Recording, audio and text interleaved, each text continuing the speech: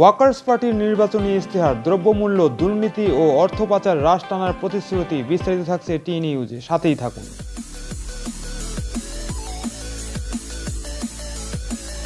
আইনের শাসন, মৌলিক মানবাধিকার, রাজনৈতিক, অর্থনৈতিক ও সামাজিক সাম্য, স্বাধীনতা ও সুবিচার নিশ্চিতের কথা বলে ওয়ার্কার্স পার্টির তাদের দ্বাদশ জাতীয় সংসদ নির্বাচনের ইশতেহার প্রকাশ করেছে। শোষণমুক্ত অসাম্প্রদায়িক বাংলাদেশ গড়ার অঙ্গীকার নিয়ে দ্বাদশ সংসদ নির্বাচনের ইশতেহার ঘোষণা করেছে বাংলাদেশ ওয়ার্কার্স পার্টি। 28 দফার ইশতেহারে নির্বাচন কমিশনকে আরও শক্তিশালী করা, দুর্নীতি দমনে বিশেষ আদালত গঠন করে দ্রুত বিচারের ব্যবস্থা, পাচার হওয়া অর্থ ফেরত আনা, ঋণখেলাপি রোধ, বাজার সিন্ডিকেট ভেঙে দিয়ে দ্রব্যমূল্য নিয়ন্ত্রণ, আইএলও কনভেনশন অনুযায়ী শ্রম আইন সংশোধন, স্থায়ী মজুরি কমিশন গঠন, শ্রমিক, কৃষক ও দরিদ্র জনগোষ্ঠীর জন্য বিনামূল্যে চিকিৎসার কথা বলা হয়েছে। ঢাকায় জাতীয় প্রেস ক্লাবের মাওলানা আকরাম খাঁ হলে শনিবার ইশতেহার তুলে ধরেন দলটির পলিট ব্যুরোর সদস্য নূর আহমেদ বকুল।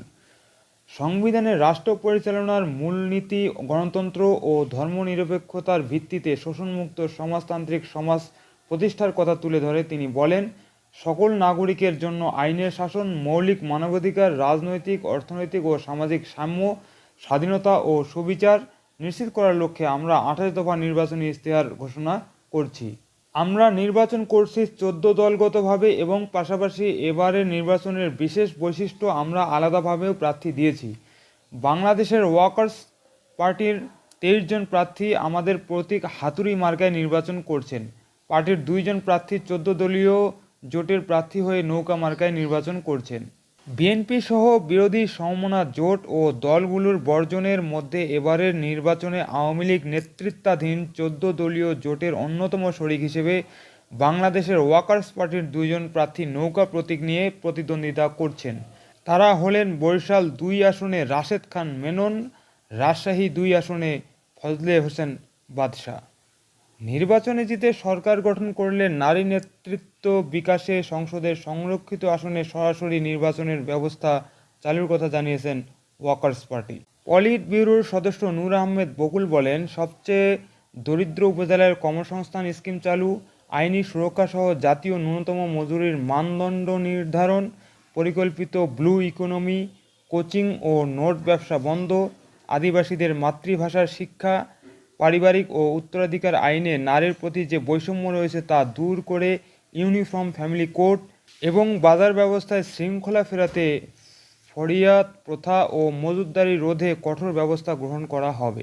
ইশতেহারের ঘোষণার অনুষ্ঠানে বিএনপি ও সমমনাদের আন্দোলন প্রসঙ্গে তিনি বলেন, বিগত কয়েক মাস ধরে বিরোধী পক্ষ বিএনপি সহ মিত্ররা একটা লড়াই সংগ্রাম করছেন, আন্দোলন করছেন নির্বাচন বাতিলের অথবা সংস্কারের অথবা নানাবিধ তাদের দাবি দেওয়া সুনির্দিষ্ট নির্বাচন বাতিলের দাবিটাই করছেন। নির্বাচন বাতিলের দাবি করতে গিয়ে তারা দেশটাকে যে জায়গায় নিয়ে গেছেন আপনারা দেখছেন। ট্রেন পুড়ছে, ছোট্ট শিশু মায়ের কোলে অঙ্গার হয়ে গেল, ট্রেনের মধ্যে পুড়ে গেল, ট্রাক পুড়ছে, মুরগি বহনকারী ট্রাক দাউ দাউ করে চলছে, রেল লাইন উপড়ে ফেলা হলো কেটে। এরকম একটা জটিল পরিস্থিতি, পাশাপাশি বিশ্ব পরিস্থিতি। তিনি আরও বলেন, একটি বিশেষ দেশের রাষ্ট্রদূত তার অসম্ভব রকমের দৃষ্টিকটু দৌড়ঝাঁপ যা কূটনৈতিক আচারকে লঙ্ঘিত করে তা আমরা দেখেছি এবং গোটা বাংলাদেশকে একটি অস্থিরত পরিস্থিতির মধ্যে নিয়ে যাওয়া হলো। 2004 সালে সীমান্ত অঞ্চলে জামায়াতে ইসলামীর তাণ্ডবের কথাও তুলে ধরেন এই পলিট ব্যুরোর সদস্য। সংবাদ সম্মেলনে ওয়ার্কার্স পার্টির পলিট ব্যুরোর সদস্য মাহমুদুল হাসান মানিক, আনিসুর রহমান মল্লিক, শরীফ সাফি, এনামুল হক ইমরান, তপন বসু, কামরুল হাসান উপস্থিত ছিলেন।